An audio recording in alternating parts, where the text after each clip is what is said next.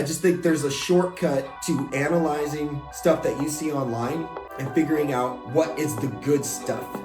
What's up, guys? I've been working on self-improvement lately, but I've been watching a lot of YouTube, and I've really realized if you've heard of something called the paradox of choice, that's what's going on YouTube. There's so much information out there, which is amazing, but you start to realize that a lot of it is just used to make more content. So I think, a lot of these YouTube gurus, when it comes to health and fitness, or when it comes to dating, they have a couple really great ideas. And then what they do is they'll tell those ideas, and they usually come from personal experience. Like those are their best ideas because they've actually experienced it and it's worked for them. Then a couple, videos later, they'll start needing more content so they're not repeating themselves. And they'll just go off on, not tangents, but they'll just talk about things that they don't really know about. Like for instance, I listened to this podcast, admittingly it's about how to get girls. And this guy's really, he knows what he's talking about. He's cold approached a lot of girls and stuff. And he's had a lot of success. But he has about 200 podcasts. And I noticed that he'll repeat a few success stories that actually worked for him in each podcast. He'll refer to them. He'll refer to a few pickup lines that actually work, but then he'll just kind of like fill these hour-long podcasts with fluff of maybe other pickup lines you could try, different ways you could go about approaching. And I don't feel like he actually has experience with those ways or those pickup lines. And really, it's kind of just like misleading people. For another example is like health and fitness. So if you're trying to figure out what workouts do I need to do? Well, you got to figure out maybe what body type you're looking for. So like I would like to have a V taper, okay? So a V taper is like broad shoulders, strong chest, and then a narrow waist. It's really hard to decipher what I need to be doing because there's like 50 different workouts that I could be choosing from. So it's like, how do I weed through this and figure out which ones I actually want to do? Well, I found like the best way is to find people that look how you want to look and try to figure out through their videos what they repeat in their videos. So you kind of have to like watch a bunch of videos and see the things that they keep kind of referring back to.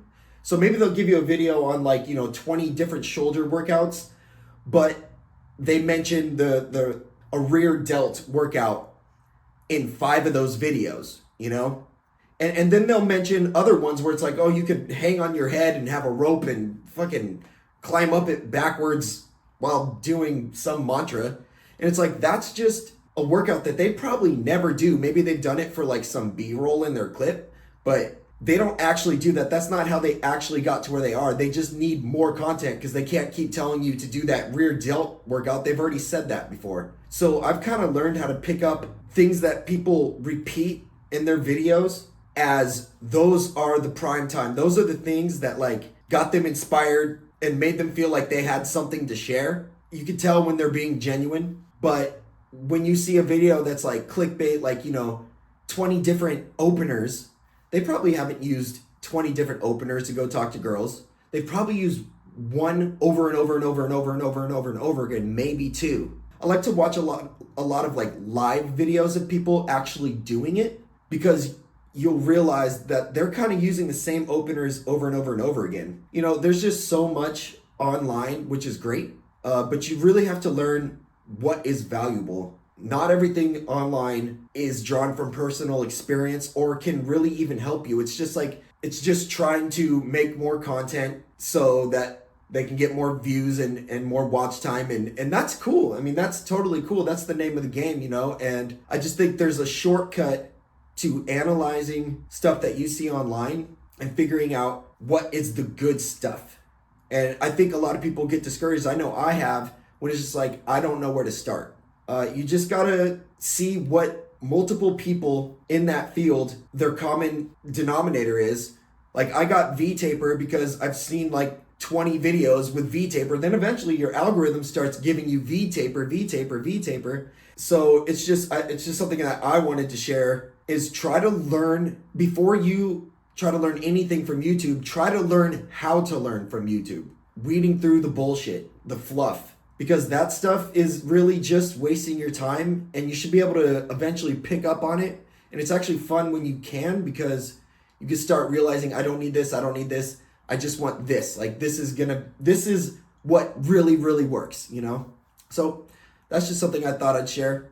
Appreciate you watching, listening, and my name is Brandon.